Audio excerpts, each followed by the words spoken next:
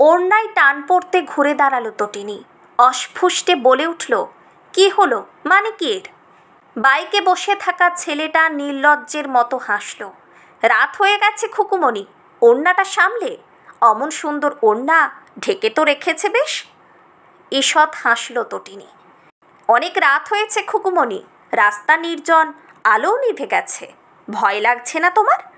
অন্ধকারে বুক ফুঁড়ে হেডলাইটের আলো ঝলসে উঠল।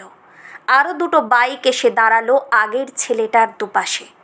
কিরে তোরা, গন্ধে গন্ধে ঠিক এসে পড়েছিস। প্রথম ছেলেটা হায়নার মতো হাসল। কি খুকুমণি, এবার ভয় করছে তো? না, ভয় করবে কেন? তোমরাও তো আমার মতোই মানুষ। রাতের রাস্তায় তোমরা যদি বাইক নিয়ে দাপিয়ে বেড়াতে পারো, তাহলে আমিও তো পথে হাঁটতে পারি। বাইক তোমাদের নিজস্ব হলেও রাতের রাস্তা কারোর একার নয়। বাব্বা, খুকুমণি চেহারা হলেও মুখে বেশ বুলি ফুটছে দেখছি। আমাদের দেখলে অন্য মেয়েরা পালিয়ে যায়, তুমি দেখছি বেশ সাহসী আছো। পাশে দাঁড়ানো বাইক থেকে পা নামিয়ে অকারণে রাস্তা ঘষে হাতে ব্রেসলেট পরা ছেলেটা বলল, রোজকার নেতানো মুড়ি দেখে দেখে চোখ পচে গেছে মাইরে। এমন খাপ খোলা তলোয়ার সামনে থাকলে তো খেলা জমে। তিনটে ছেলে বিচ্ছিরিভাবে হেসে উঠল। এক অশুভ আভাস যেন ছড়িয়ে গেল রাতের আকাশে। মেয়ে মানে দুর্বল, এই ভাবনাটা লালন না করাই ভালো। কাজের সূত্রে আমাদেরকেও রাতে ডিউটি দিতে হয়, প্রয়োজনে গভীর রাতে বাড়িও ফিরতে হয়। আসি, যাই হোক, অনেকটা সময় নষ্ট হলো। ধীর পায়ে হাঁটতে শুরু করে তটিনী। খুকুমণি বোধ হয় আমাদের ওপর রেগে গেল। এই তো বেশ জমিয়ে গল্প হচ্ছিল, এখন আবার যাওয়া যায়ের কথা কেন? এসো, আজ আমরা সারা রাত জমিয়ে গল্প করি। না, এবার ফিরতে হবে, কাল সকালে ডিউটি আছে, অবিচলিত কণ্ঠে বলল তটিনী। মনে হয় খুকুমণি ভয় পেয়েছে রে। অবশ্য ভয় না পেলে আমাদের কেমন কেমন লাগে। বাইক ঘুরিয়ে প্রথম ছেলেটা আড়াআড়িভাবে রাস্তা আটকে দাঁড়ালো। চলে যাব বললেই তো আর চলে যাওয়া যায় না মামনি। অন্ধকারে রাস্তা দিয়ে হাঁটতে হলে আমাদের ট্যাক্সও দিতে হয়। সিসিটিভি ক্যামেরায় তোমাদের কুকীর্তি দেখা যাবে, কিন্তু ভেবে চিনতে বাইকটা সরিয়ে নাও, যাব আমি। যাব বললেই তো যাওয়া হবে না। আর ওইসব সিসিটিভি টিটিসিভি এখানে নেই, অনেক দিন আগেই খারাপ হয়ে গেছে, আমাদেরই বদান্যতায়, বুঝলে খুকুমণি?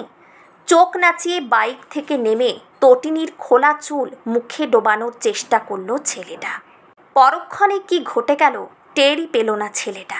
এটুকু বুঝল তার বিশেষ অঙ্গের কর্মক্ষমতা শেষ, আর কাঁধ থেকে হাতটা কেবল ঝুলছে, নড়াচড়া করানোর মতো ক্ষমতা নেই।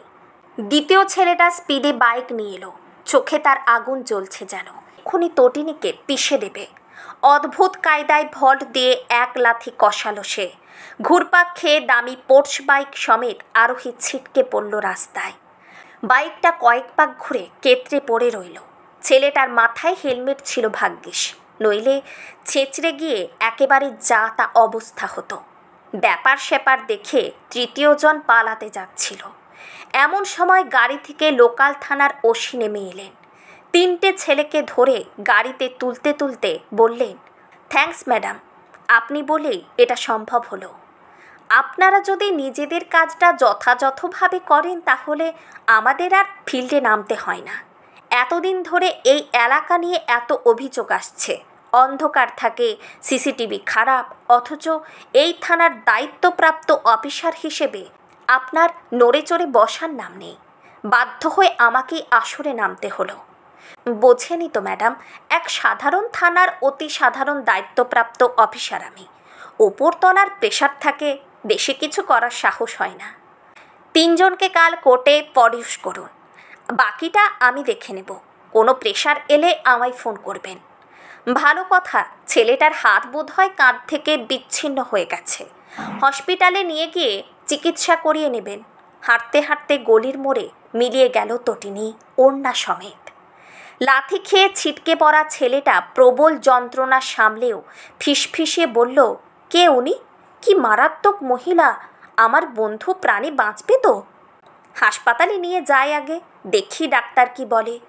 মুখ কালো করে বললেন ওসি। স্পেশাল ব্রাঞ্চে আছেন উনি, আইপিএস রেবতী চ্যাটার্জি।